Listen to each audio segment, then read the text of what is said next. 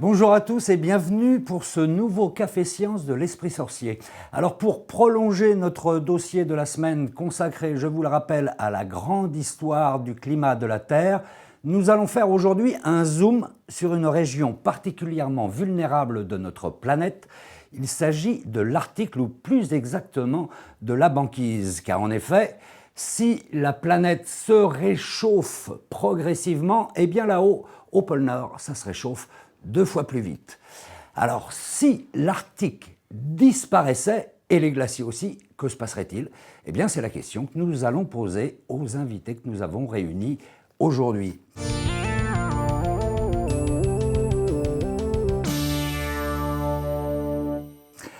Marie-Noëlle Housset, bonjour. Bonjour. Vous êtes océanographe, directrice de recherche au CNRS. Vous êtes spécialiste des régions polaires. Vous avez pas mal baroudé aussi, je crois, aussi bien au nord qu'au sud. J'ai envie de vous poser la question directement. C'est un scénario crédible, ça? Est-ce que la banquise peut disparaître? Oui, c'est un scénario crédible. Après, toutes les questions d'échéance, mais c'est tout à fait des choses qu'il faut envisager. Et dès maintenant.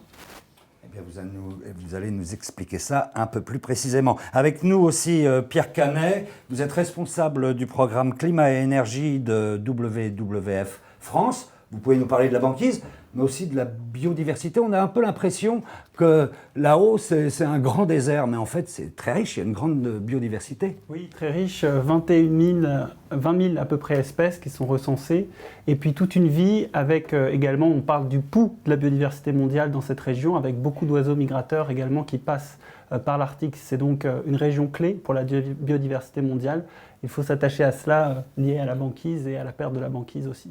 Vous allez nous expliquer tout ça. Et puis avec nous également Thierry Garcin, bonjour. Vous êtes auteur de ce livre passionnant qui s'appelle Géopolitique de l'Arctique, qui est édité chez Economica.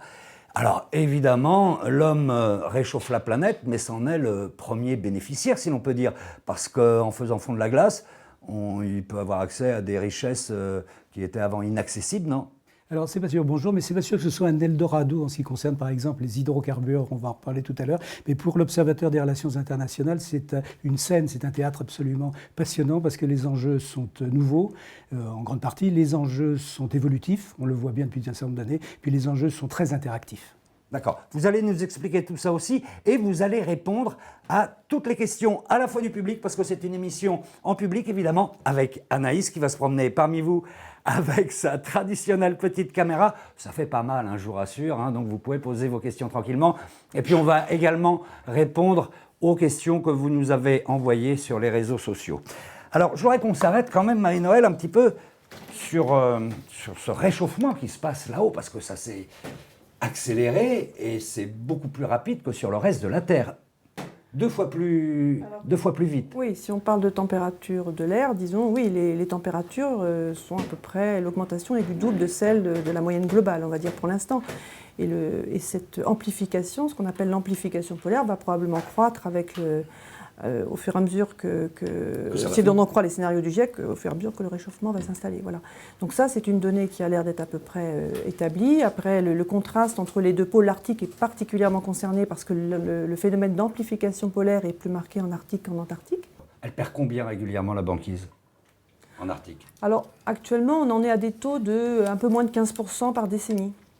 D'accord. Alors évidemment, ça varie parce que tous les ans, ça ne diminue pas par rapport à... Je parle là d'un taux de diminution d'été, hein, c'est ce qui nous intéresse au premier chef, parce que la banquise, pour l'instant... ça ne bouge pas. Ça bouge, mais beaucoup moins. D'accord. Donc c'est l'été qui permet d'envisager un Arctique libre de glace, en tout cas à des échéances de quelques décennies. Donc c'est ça qui intéresse tout le monde actuellement. Et de ce côté-là, on a... disons que la tendance reste entre 13 et 15% par décennie, hein, en fonction de l'année où on se place. Pour bien se rendre compte, depuis, si on prend une année de référence, les années 60, ou je ne sais pas, elle a perdu combien? Alors, l'été, on était à des moyennes de l'ordre de 7 millions de kilomètres carrés, disons, en moyenne. On parle toujours par rapport à une moyenne, disons, dans les années, on va dire, 70-80. Et maintenant, on a eu des minima, comme en 2012, qui descendaient en dessous de 4 millions. D'accord. Maintenant, elle est couramment à 4 millions de kilomètres carrés l'été. D'accord, donc elle a énormément perdu. Elle a énormément perdu, oui. Et en même temps, je crois qu'il y a une année, il n'y a pas si longtemps que ça, où elle n'a pas perdu. Non, par exemple, après 2012, eh bien, qui a été le record sur la période d'observation que l'on connaît, parce qu'on n'observe pas très bien depuis longtemps, mais sur la période d'observation qu'on a, qui est de l'ordre de 35 ans, puisque ça a commencé en 79, quand les satellites se sont mis à pouvoir couvrir les régions polaires, eh bien, disons qu'on a eu, en 2013 par exemple, une restitution du couvert de glace magistrale après 2012, qui était un minimum exceptionnel. Donc il y a des capacités de la banquise à se rétablir, on peut dire, avec des échelles de temps, malheureusement, qui sont de l'ordre de l'interannuel, c'est-à-dire que l'année d'après, elle a à nouveau diminué. Donc c'est ce qu'on appelle, nous, la variabilité interannuelle, qui est une grande source, une des sources majeures d'incertitude sur les prévisions, en fait. Anaïs. Une petite chose tout de suite, nous on a reçu des questions d'internautes et il y a un internaute, Raphaël, qui se demande est-ce vraiment le CO2 qui réchauffe l'atmosphère et n'est-ce pas tout simplement un phénomène naturel? Oh là, ça, je pense une que ça, question qu'on va revenir souvent. Hein. Oui, je pense que celle-là, elle commence à être maintenant... on a des réponses à peu près claires là-dessus. Oui, il y a dans la courbe des températures un taux d'accroissement des températures qui disons... on ne peut jamais montrer, mais qui en tout cas est parfaitement cohérent avec l'idée qu'il y a un signal anthropique dans ce réchauffement et que c'est lié à l'augmentation du CO2 et en particulier des émissions d'origine anthropique. D'ailleurs, le dernier rapport du GIEC en parle très précisément, à 95%, voilà. C'est ça, c'est ce qu'on dit. Ce qu'a fait le rapport du GIEC, le dernier, c'est qu'il a un peu diminué les incertitudes là-dessus et maintenant il y a une convergence d'opinion pour dire que oui, il y a un lien entre le CO2 et le réchauffement. Alors on a une petite question là dans le public de Nicolas. Est-ce que la disparition de la calotte aurait elle-même une influence sur le réchauffement climatique? Est-ce que ce serait plutôt augmentant ou diminuant? Ça revient un petit peu à ce que je discutais tout à l'heure. La calotte qui diminue, c'est plus d'énergie absorbée par la surface de la Terre.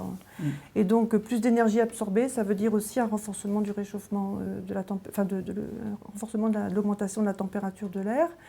Et ça, il faut toujours distinguer de quoi on parle. Là, je parle de tendance au réchauffement. Maintenant, il y a d'autres effets qui sont à des échelles de temps beaucoup plus proches, qui sont le fait que lorsque la banquise, on a mis en évidence le fait que lorsque la banquise était particulièrement peu étendue certains étés, on avait des répercussions sur le climat, c'est-à-dire le climat de l'hiver suivant. Je parle par exemple du minimum de l'été 2012.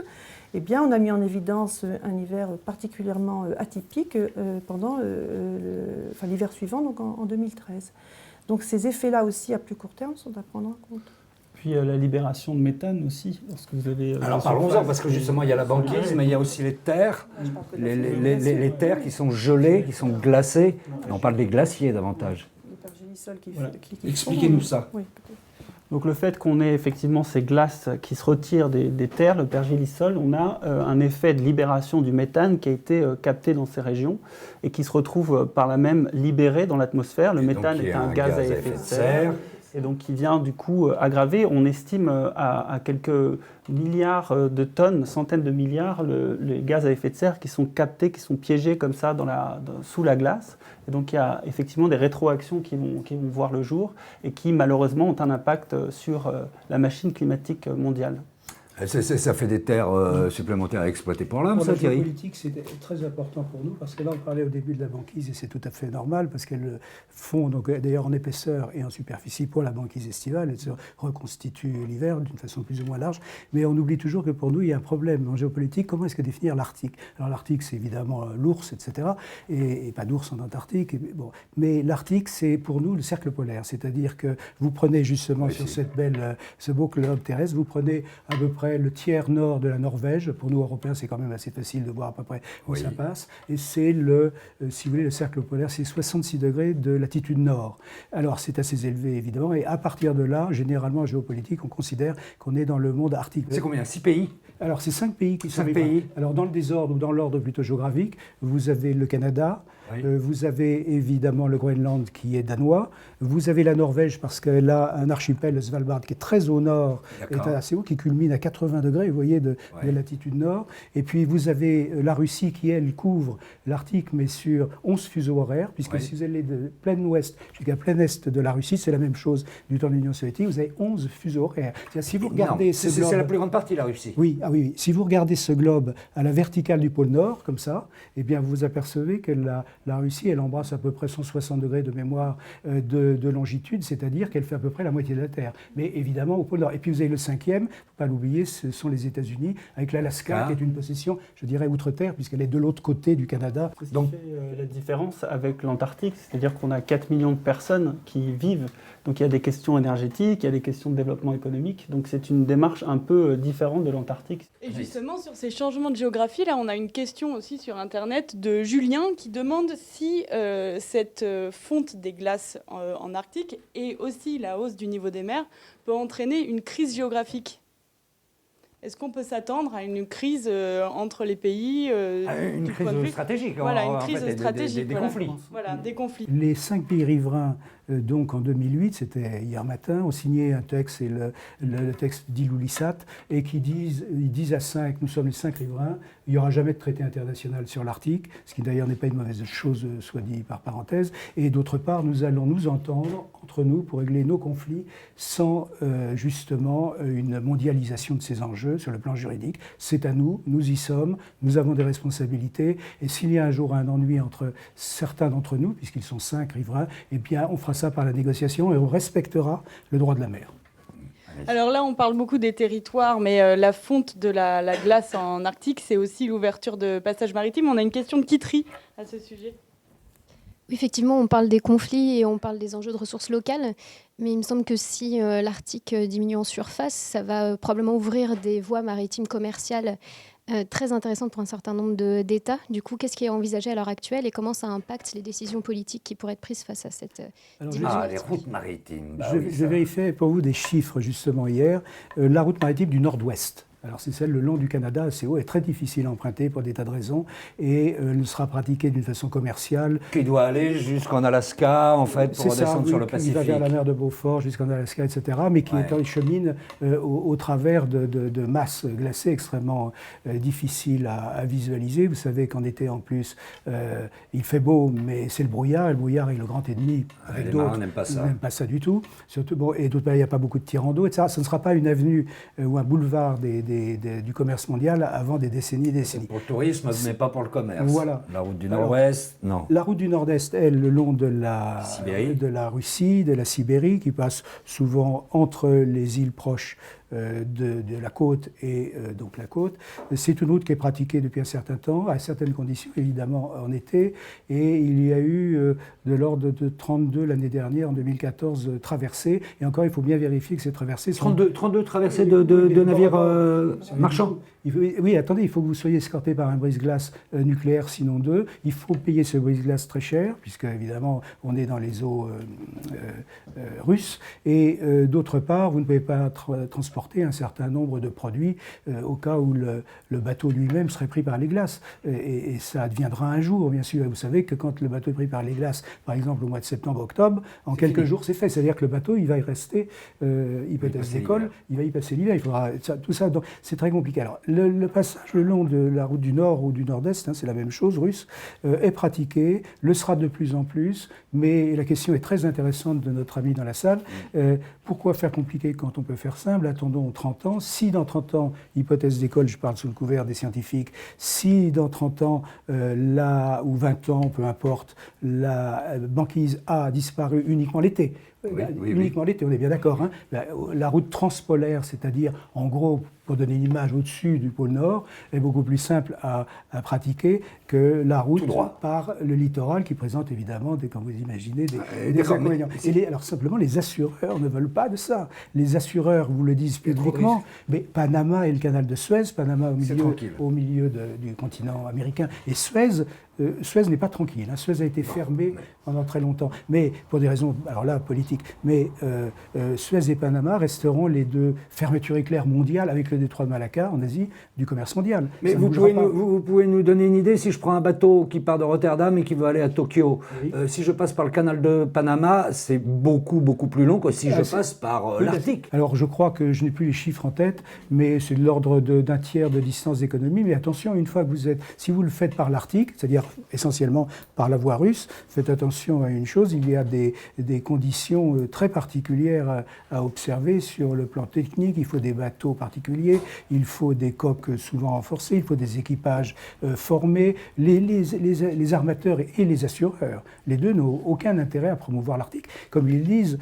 c'est beaucoup plus compliqué et on ne saurait pas gérer. Le moment venu, s'il y avait ne serait-ce qu'une avarie. Alors justement, ici dans le public, on a une question concernant la biodiversité, Thierry. Allons-y, sur la biodiversité.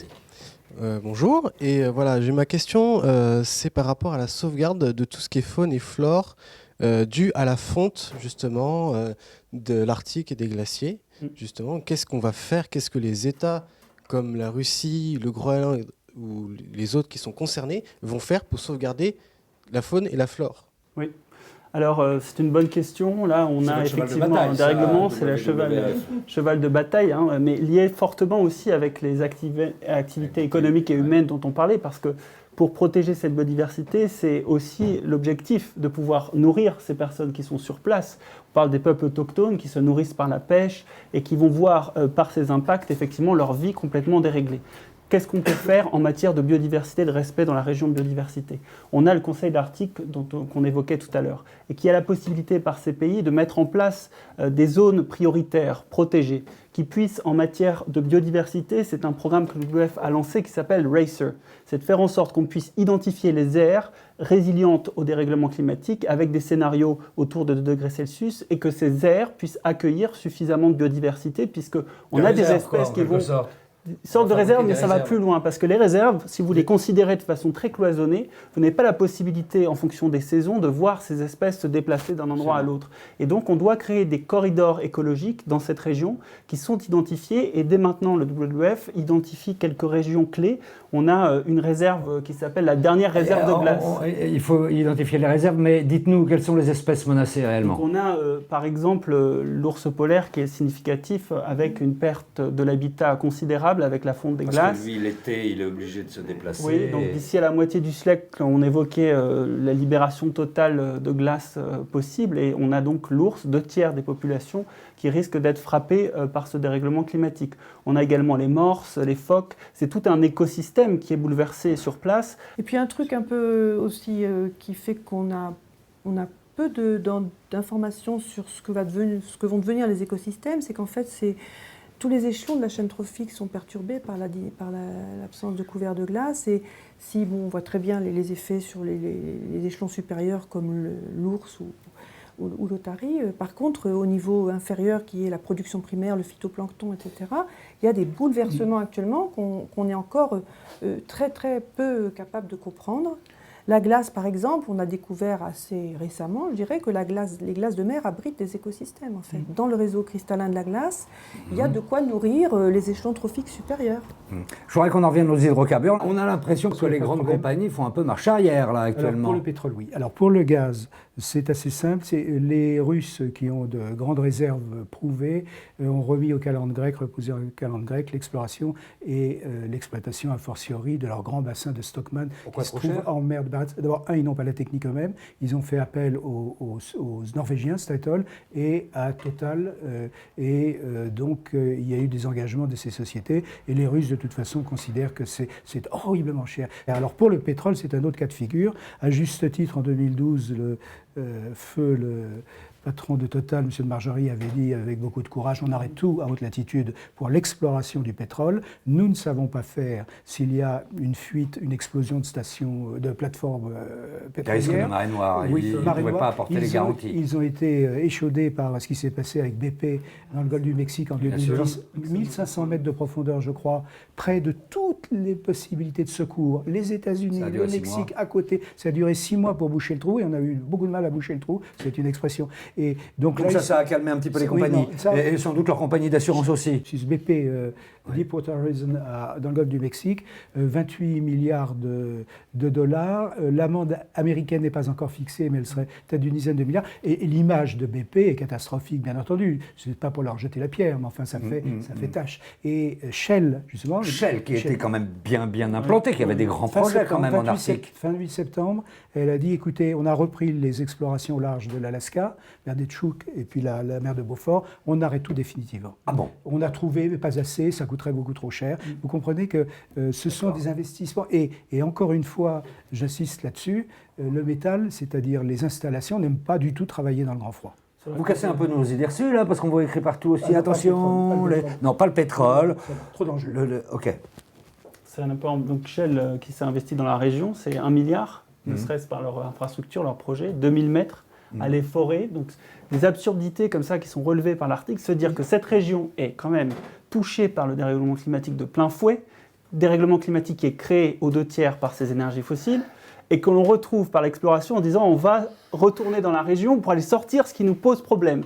Alors ici, on a d'ailleurs encore une petite question sur la formation de la banquise, Jean-Baptiste. Donc vous avez peut-être déjà donné des éléments de réponse pour répondre à ma question. Donc on parle beaucoup de l'effet de la température sur la fonte des glaces, mais qu'en est-il justement de sa reconstruction? Excepté la température, quels sont les mécanismes qui seraient intéressants à comprendre pour permettre à la banquise de se reconstruire malgré une augmentation de la température? Ah, que faudrait-il?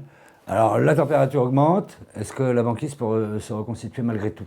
Alors, on a, comme je citais tout à l'heure, l'exemple de ce minimum de 2012 qui a été suivi par une année relativement normale en 2013. Donc, c'est un bel exemple qui montre que la banquise, quand même, réussit parfois à résister à la tendance générale au réchauffement. Et en fait, elle a quelques ressorts en elle-même déjà. C'est-à-dire qu'un ressort qui est souvent cité, c'est que pourquoi en fait la banquise hivernale ne bouge pas beaucoup par rapport à la banquise estivale? C'est que en fait, il y a une loi physique qui dit que plus la banquise est mince, plus elle va se reformer facilement. Parce qu'en fait, elle conduit mieux la chaleur. Une banquise mince va conduire la chaleur très vite, donc elle va très vite congeler lorsque l'atmosphère va se refroidir. Donc c'est ce qui fait qu'en gros, l'hiver, la banquise se remet malgré des étés souvent un peu catastrophiques. Il y a une dernière question, Anaïs. Alors tout cela est un peu inquiétant, mais voilà, il y a la COP21 qui arrive et donc pas mal de personnes se posent des questions sur la COP21, dont Kitri, ici.